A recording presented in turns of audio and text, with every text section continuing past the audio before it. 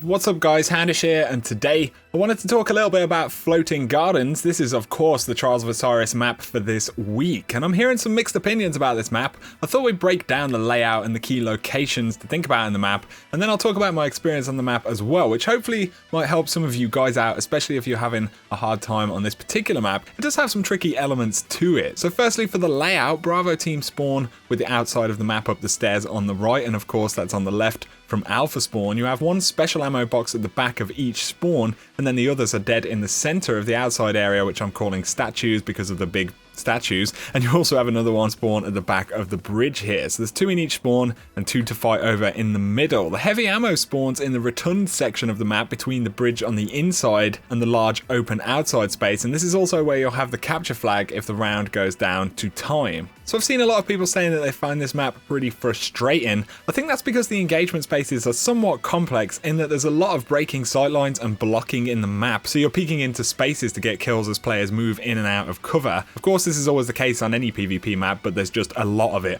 here. And there's also the elevation on the map, so around the stairs to the statues and then the bridge in particular, you'll be in engagements where people use verticality to maneuver around. But despite this is a pretty equal opportunities map. It's very symmetrical, so really it's down to winning your gunfights and zoning. There are a lot of spaces that you can control on this particular map. Most teams will push to the outside area from spawn up the stairs, and here you need to be pretty fast. You want to have the lines of sight locked down first, so you're not having to push people who are already set up. You can use the more extreme outside edges or the top of the rocks to take advantage of your ranged weapons, and more aggressive players can push up the stairs and really utilize the grenade spam as a team here as well. For me, as a striker titan in particular, there are tons of places to lock off these stairs. You've got the edges of the staircase itself. Even the big statues can give you a pretty great spot to surprise teams who push too hard.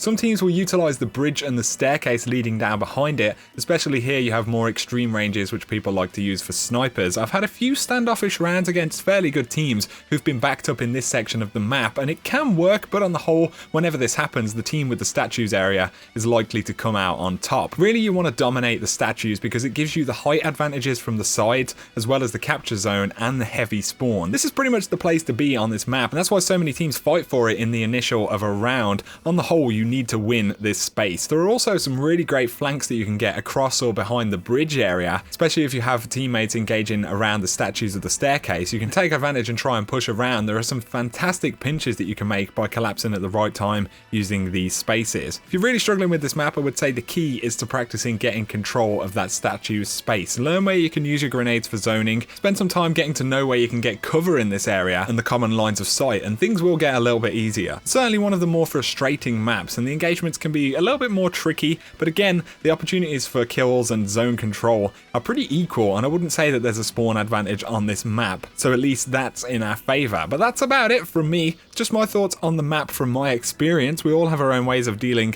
with different maps, but hopefully if you keep some of these things in mind, it can help some of you guys out, especially if you're having a little bit of a hard time this week. So if you guys have enjoyed the video, a like is appreciated down below. Let me know any tips you have for this map, and you can help each other out in the comments. If you're new to the channel, be sure to hit subscribe for a lot more Destiny and Rise of Iron content. But for now, you guys have an awesome weekend inside Trials of Osiris.